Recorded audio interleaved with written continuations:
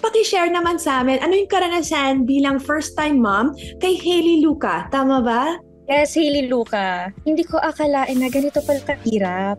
Parang the pregnancy was easy. Hindi ako sakitin and then safe delivery naman ako. Everything was smooth naman. But then, hindi ko na-expect na ganito pala kahirap yung fourth trimester. And that, I wasn't prepared. Parang akala ko madali. Pag nandiyan na si baby, happy na. But then, there's so much to consider and there's so much to learn. Ang habang proseso pa pala nung kailangan kong matutunan.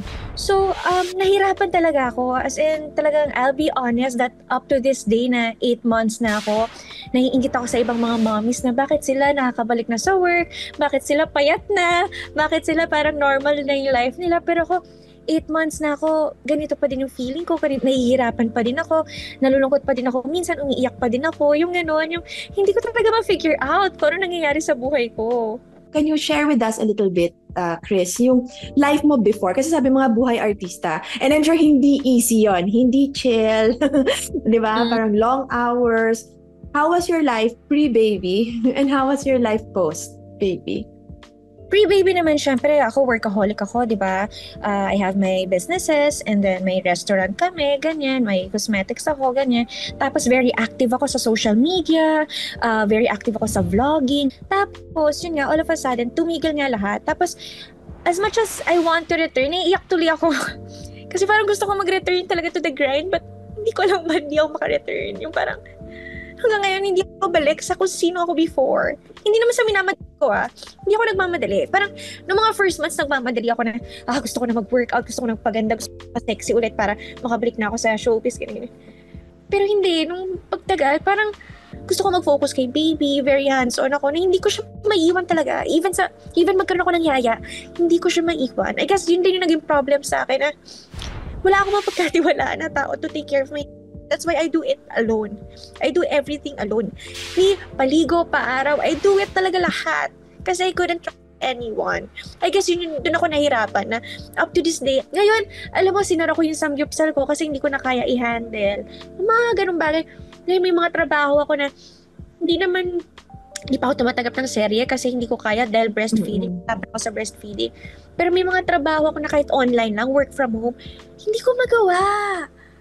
Kahit may free time akong nakukuha, sa dami ng kailangan ko pang gawin, nang inaasikaso ko tungkol kay baby, kasi nga puro baby, kahit pagtulog sa baby, wala akong nagagawa. So, aaminin ko, kahit yung mga online work ko na paid ako, ang dami kong mga parang pending, ang dami kong ika-cancel ko na, sasabihin ko na sa client, sorry, hindi ko po talaga siya magawa. Alam mo yun, bakit? Wala akong magawa kundi puro kay baby. Ano ba yun, naiyak ako?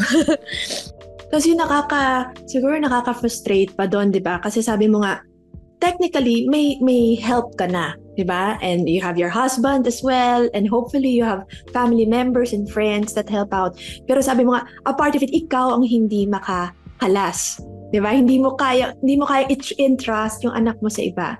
And then, you know what's weird though? Kasi up to this day, every time I wake up at around mga 6 to 7, kahit sleep deprived ako, kahit wala akong tulog, hindi ko alam bakit ganung oras ako nagigising.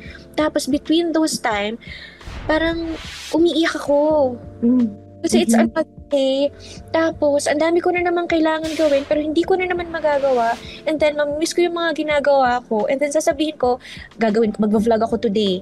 Ayusin ko na yung schedule ko. Pero hindi ko nagagawa. Parang, na-frustrate ako. Though, at the back of my mind, ang dami kasi nagsasabi sa akin, Doc, na parang, enjoy mo yan kasi mabilis lang ang panahon, mabilis lumaki si baby, enjoy mo yan, swerte ka nga kasi nasa bahay ka lang, nakakasama mo yung baby mo, hindi mo kailangan mag-work.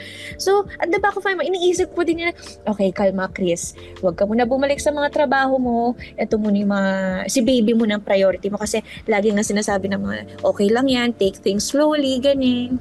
Yeah, pero I mean, well-meaning advice, and then yun na nga, nasabi rin sa akin yan, parang, nako, it'll go by na flash, kasi nung ako, ang struggle ko was the first few weeks, kasi breastfeeding was so hard for me. As in, honestly, parang nagalit ako, di ba? Nagalit ako sa motherhood, parang hindi niya sinabi sa akin, wala sa libro. Wala kahirap ang breastfeeding. Alam ko yung labor pains, ready ako doon, di ba? Alam, yung mga sinasabi lang hindi ako matutulog, ready ako doon. Pero yun na nga, sabi ko, ang sakit-sakit pala. Oh my God, ang sakit-sakit. So, nahirapan ako doon. And then the thing is, sabi nila, enjoyin mo, yan na, di ba? Parang ang bilis lang yan.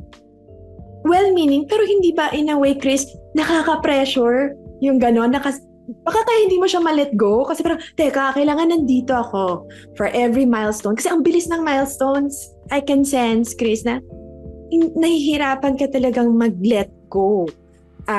Either nag-let go sa gig, mag-let go kasi ang pagiging artista mahirap.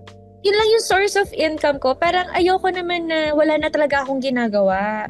I know naman my husband can provide, pero hindi rin kasi ako yung tipo ng tao na very dependent lang. Alam mo yun, sanay talaga ako na may sarili akong ganito, may sarili akong trabaho, may sarili akong business, sanay akong ganun.